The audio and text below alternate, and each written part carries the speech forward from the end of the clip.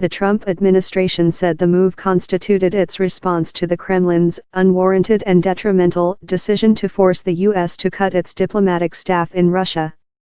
The U.S. gave Russia a mere 48 hours to close its San Francisco consulate, along with smaller Russian posts in Washington and New York. The United States is prepared to take further action as necessary and as warranted, said State Department spokeswoman Heather Nauert. Still, she said the U.S. hoped both countries could now move toward improved relations and increased cooperation.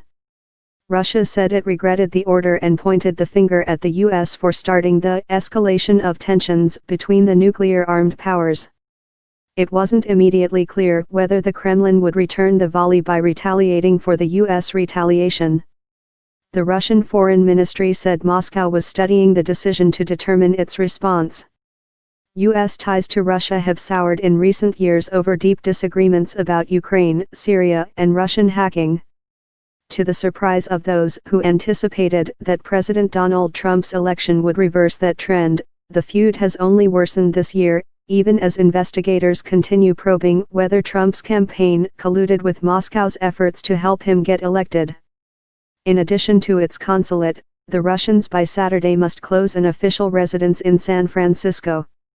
Though Russia can keep its New York consulate and Washington embassy, Russian trade missions housed in satellite offices in those two cities must shut down, said a senior Trump administration official.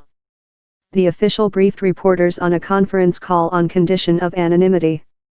The U.S. isn't expelling any Russian officials, so those who work at the shuttered offices can be reassigned elsewhere in the U.S., the official said.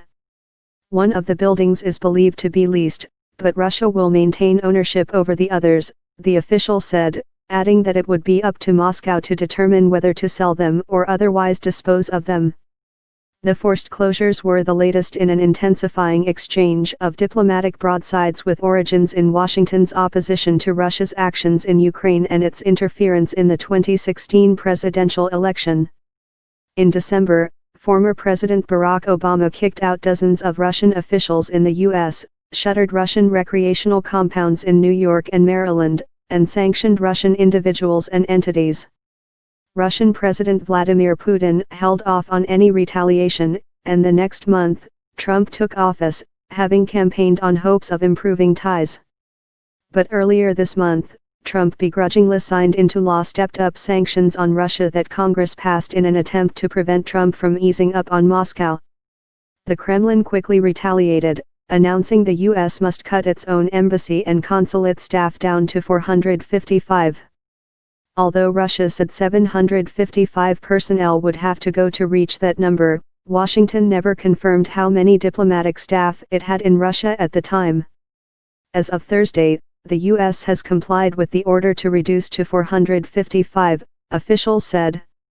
Despite the exchange of penalties, there have been narrow signs of cooperation between the two countries that has transcended the worsening ties. In July, Trump and Putin signed off on a three-way deal with Jordan for a ceasefire in southwest Syria that the U.S. says has largely held intact. Secretary of State Rex Tillerson conveyed the decision to shutter the Russian posts to Russian Foreign Minister Sergei Lavrov in a Thursday phone call in which he also told Lavrov that the U.S. had complied with Moscow's order to cut its diplomatic staff. Lower-level officials also spoke to their Russian counterparts in the U.S. about the details of the new U.S. order. Given the reciprocal nature of the escalating tensions over the past year, it was likely the Kremlin would feel compelled to respond by taking further action against Washington. Nevertheless, the United States argued that the score has been evened. U.S. officials pointed out that Russia, when it ordered the cut in U.S. diplomats, had argued it was merely bringing the size of the two countries' diplomatic presences into parity.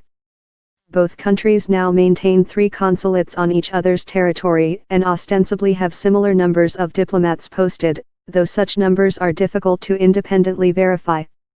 The United States hopes that, having moved toward the Russian Federation's desire for parity, we can avoid further retaliatory actions by both sides, Nauert said.